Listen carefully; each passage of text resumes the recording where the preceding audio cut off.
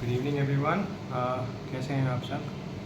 Recently मेरे बहुत सारे सर्कल में लोग एक बार एक क्वेश्चन मुझे भी पूछ रहे थे कि मैंने जो अभी ईरान इजराइल यूएस का जो वॉर चल रहा है उसके ऊपर मेरा टेकअप क्या है। तो एस्ट्रोलॉजिकली स्पीकिंग ये जो वॉर है इसका रीज़न ये है कि जब सैटर्न शनि को हम यूएस का कारक मानते हैं, जब वो मीन राशि में गए अपने कंफर्ट जोन को छोड़ के, तो वहाँ से इसकी भूमिका बनना शुरू हो गई थी। ये फाइनली जो 7 अक्टूबर को जो इसके जो हमास के अटैक के बाद जहाँ से इसने वॉलेटाइल हुई चीज़, वो रिलेटेड है राहु और केतु के ट्रांजिट के। और उसमें भी केतु के ट्रांजिट को मैं ज़्यादा इम्पॉर्टेंट मानूंगा, बिकॉज केतु इस वक्त 12 राशियों में से सबसे इम्पॉर्टेंट राशि में से ट्रांजिट कर रहा है, जो कि सिंह राशि है।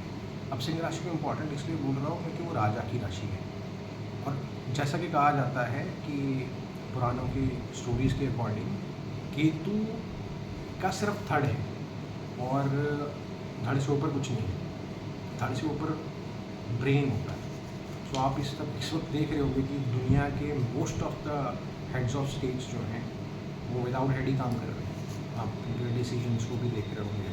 मैं पर्टिकुलर किसी का नाम नहीं लूँगा, तो डिवाइडेशन उसका हो जाता है, लेकिन जो मैं कहना चाहता हूँ शायद आप तक वो पहुँच रहा है। अब ये कितना लंबा चल सकता है, सबके ज़बान पे एक ही बात है कि कब बंद होगी, कब बंद होगी। This is going to be long और विद इंटरवल्स। मुझे लगता है ये 2 साल तक ये प्रॉब्लम चलेगी, और लेकिन बीच में धीरे धीरे it will be like in a descending order में ये चीज़ चलेगी। सॉरी, डिसेंडिंग ऑर्डर में कि बहुत बड़े से शुरू हुआ, धीरे से छोटा कुछ हुआ, फिर छोटा कुछ हुआ, फिर छोटा कुछ हुआ, finally it will be off. Luckily in 2 साल के अंदर जुपिटर जो कि कारक हैं लाइफ के ऑन द अर्थ, वो अच्छी राशिज़ में से ट्रांजिट करेंगे, इसलिए हमें बहुत सारे इजी इंटरवल्स दे देंगे वो इस सब के बीच में। उसके ऊपर जो सबसे ज़्यादा आजकल चलन में है जो टॉपिक, एलपीजी एंड पेट्रोल। तो पेट्रोल के प्राइसेस बहुत नीचे नहीं आने वाले, बहुत लंबे टाइम तक स्टेडली थोड़ा थोड़ा बढ़ेंगे, जैसे कि अभी आप देख रहे हैं, और फिर बहुत लंबे समय तक वो एक बियरेबल बट हाई अमाउंट पे रहेंगे। और उसके अलावा एलपीजी का जहाँ तक सवाल है, एलपीजी की प्रॉब्लम हमको फेस करनी पड़ सकती है जब राहु जो हैं वो मकर राशि में ट्रांजिट करेंगे by the end of this year. तब एलपीजी की प्रॉब्लम रियल में बड़ी प्रॉब्लम बन सकती है। अब वो वॉर की वजह से बनती है, किसी और वजह से बनती है, वो अभी कहना थोड़ा मुश्किल है, लेकिन हाँ, एलपीजी की प्रॉब्लम जो है वो बड़ी बन सकती है। There will be something related to pipelines जो कि सही से काम नहीं करेगा। इसके बाद गोल्ड के बारे में क्या है जाना इस वक्त सबसे टफ है, बिकॉज आप आज की डेट में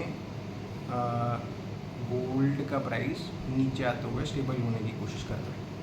मगर हिंदुस्तान में जब सबसे ज़्यादा गोल्ड खरीदा जाता है, वो 2 सबसे बड़े जो टाइमिंग्स हैं, 2 महानवरात्रे जो हैं, 4 में से 2 जो बड़े नवरात्रे हैं, उन टाइम पर खरीदा जाता है।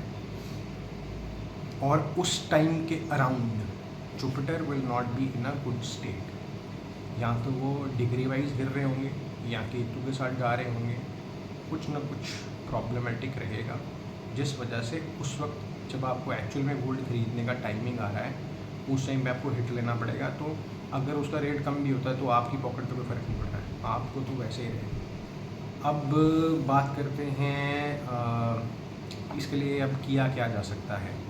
अभी के लिए आपको बहुत सारे वीडियोज़ और भी मिल जाएंगे जिसमें बताया जा रहा है कि आप इसका पार्ट कर लीजिए, उसका पार्ट कर लीजिए। मेरी समझ ये कहती है कि 2 पार्ट जो हैं उसे कोई भी किसी भी उम्र का किसी भी अवस्था वाला इंसान 2 पार्ट कर सकता है।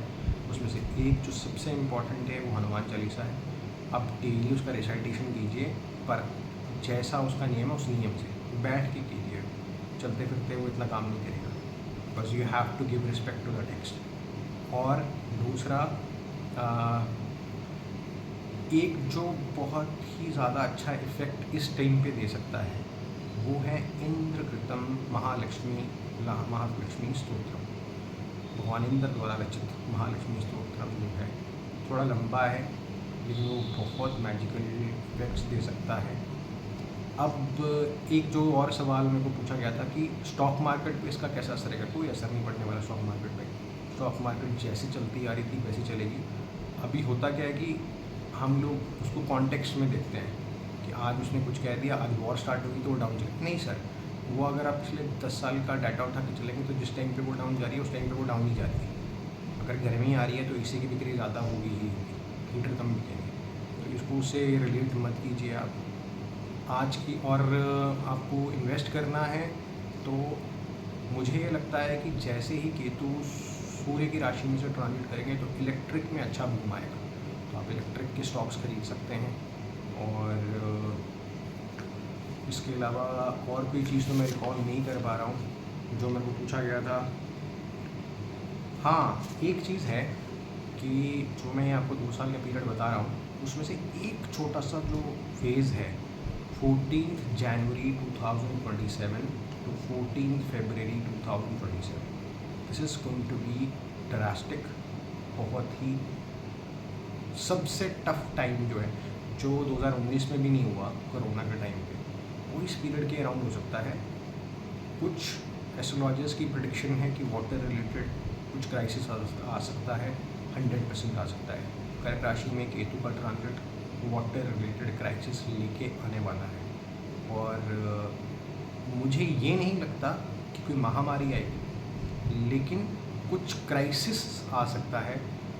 महामारी इसलिए कह रहा हूँ क्योंकि महामारी को जो मेरा एक्सपीरियंस बोलता है वो राहु से रिलेटेड, राहु और सैटर्न के कॉम्बिनेशन से बनता है। केतु के कॉम्बिनेशन से महामारी मैंने नहीं देखी। केतु के कॉम्बिनेशन से मैंने नेचुरल डिजास्टर्स ज़्यादा देखे जो केतु जी का कारक बनता है। तो वाटर जो मेन साइन है वाटर का, कर्क राशि, चंद्रमा, पानी का कारक है। There can be tsunamis, floods, और बहुत नॉर्मल जो लास्ट ईयर हमने देखे वैसे नहीं, बहुत बड़ी त्रास वो आ सकती है। इसके अलावा नॉर्मल टाइमिंग्स में कर्क लगन कर्क राशि वालों के लिए समय अच्छा नहीं है। सो उनको अपनी हेल्थ का थोड़ा ध्यान रखना चाहिए। मकर लगन मकर राशि वालों के लिए समय अच्छा नहीं है, स्पेशली वो पीरियड। तो उनको उस पीरियड के दौरान अपना पूरा ध्यान रखना है, और उसका ध्यान पहले से रखना शुरू कर दीजिए, बिकॉज सैटर्न विल, वो टाइम आपके रिजल्ट का होगा, आपकी प्रिपरेशन आज से। सो आज के लिए इतना ही। अगर आपको और कोई जानकारी चाहिए तो you can connect us on Instagram and YouTube also. And thank you so much.